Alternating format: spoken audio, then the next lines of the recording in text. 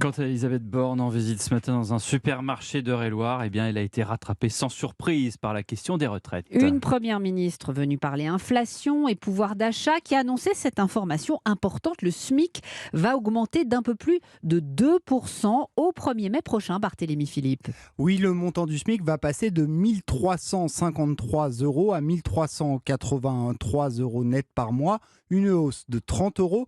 Alors, il ne s'agit pas d'un coup de pouce du gouvernement, mais d'une revalorisation automatique liée à la hausse des prix. Le SMIC, on le rappelle, est indexé sur l'inflation.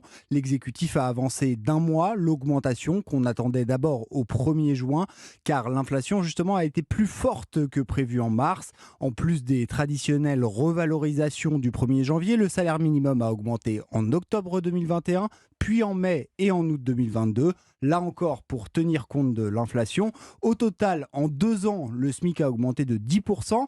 Dans le même temps, les bas salaires ont aussi progressé, mais dans de moindres proportions. Résultat, beaucoup d'ouvriers et d'employés payés juste au-dessus du SMIC sont rattrapés par le salaire minimum. On parle tout de même de 15% des actifs. Tout doucement, on se rapproche du record de 2005.